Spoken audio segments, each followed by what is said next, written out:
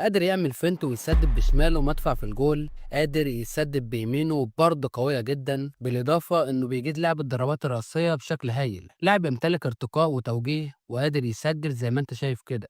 الفترة اللي جاية الكلام كله على ميركاتو النادي الأهلي، وإزاي مارسيل كولر هيدعم الفريق استعدادا لمونديال الأندية. وبما إن مارسيل كولر مش معجب بلعيبة كتير جدا في الفريق وعاوز يغير خريطة الأجانب بشكل كامل، ففي أكتر من لاعب أجنبي مرشح بقوة إنه ينتقل للأهلي في يناير القادم. وبالمناسبة دي أمير هشام طلع واتكلم إن في لاعب غاني بيلعب في الدوري الإنجليزي مرشح للأهلي اسمه كوام بوكو. تعال نشوف قال إيه ونرجع نتكلم تاني.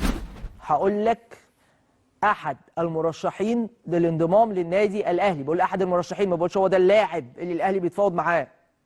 يعني احد المرشحين اللي هو يعني في النادي اتفرجوا عليه، كولر بيشوفه، لاعب غاني اسمه كوامي بوكو. زي ما سمعت كده، أنا مش دوري إن أنا أكد لك الخبر، ولكن دوري إن أنا أعرفك مين هو اللاعب. علشان كده الحلقة النهاردة بتتكلم عن اللاعب كوامي بوكو. هنتكلم عن مسيرته وأرقامه وإحصائياته، هنتكلم عن نقاط القوة والضعف، وهل هو يقدر يضيف للأهلي، وحاجات كتير جدا هتعرفها أثناء الحلقة. وعلشان ما نطولش كتير، هو المدفعجي اللي قدامك ده، بس أتمنى توحد الله وصلي على النبي واعمل لايك، ويلا بينا يا صديقي نبدأ الحلقة. بص يا سيدي، اللاعب اللي قدامك ده اسمه كوامي بوكو، مواليد 2001، يعني عنده 23 سنة في الوقت الحالي. طوله متر 89 سنتي، وبيلعب وينج رايت، وقيمته التسويقية مليون وخمسمائة ألف يورو، وبيلعب مع نادي بتروبورو اللي بيلعب في دوري الدرجة الثالثة الإنجليزي. كوامي اتولد في لندن، ولكن أصوله غنية. بدأ مع نادي اسمه كري ويندرز من قطاعات الناشئين، ثم بعدها انتقل لنادي ويرسينج، لعب معاهم موسم واحد فقط، ثم إلى نادي كوليشستر يونايتد. ما كملش برضه كتير مع الفريق ده لحد ما وصل لنادي بتروبورو اللي بيلعب في دار الدرجة الثالثة حاليا، واللي لسه بيلعب معاه.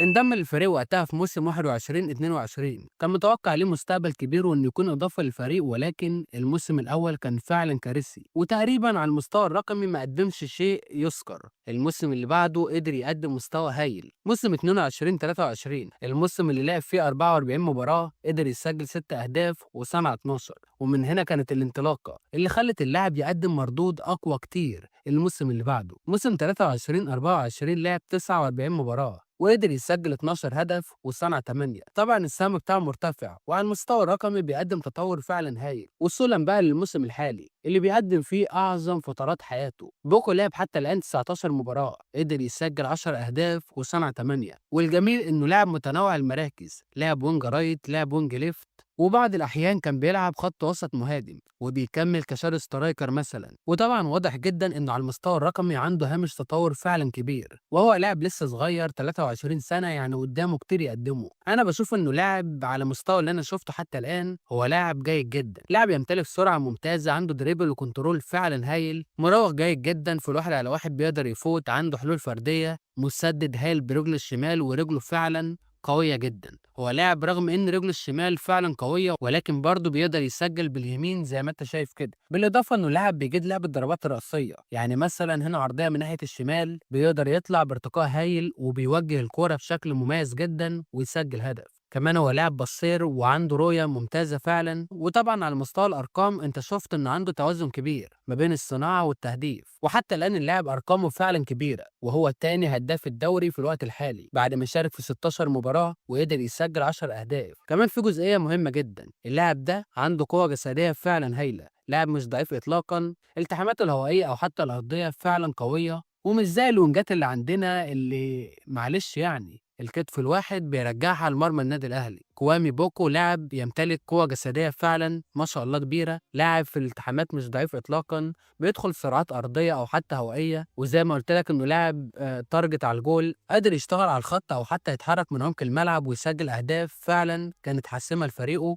واهداف مهمه جدا بتبرز امكانيات اللاعب. وعنده تكمله داخل الصندوق، ودي حاجه برضه مهمه، لانك عندك رضا سليم لاعب بيميل للخط اكتر، عندك طاهر كذلك، ولكن اللاعب ده فعلا تارجت على الجول، وقراره الاول انه يستلم ويخش لعمق الملعب علشان يا اما يعمل باص او حتى يسدد. فانا عاوز اقول انه بنسبه 70 80% لاعب جيد ومبشر جدا، وعنده هامش تطور فعلا كبير. هل يقدر يخدم طريقه لعب مارسيل كولر؟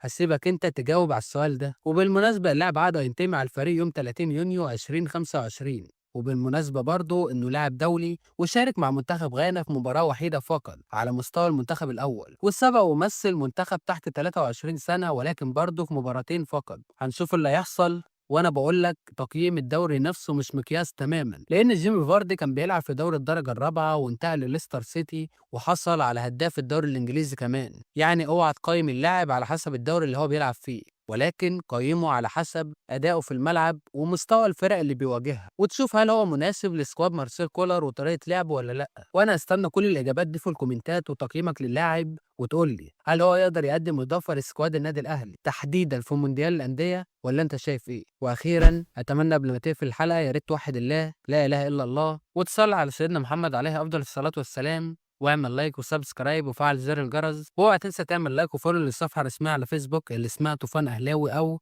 اللي اسمها اسيست، بننزل حاجات هناك بشكل حصري، فخش اعمل لايك وفولو علشان تتابع كل جديد. نتقابل بخير يا صديقي، سلام.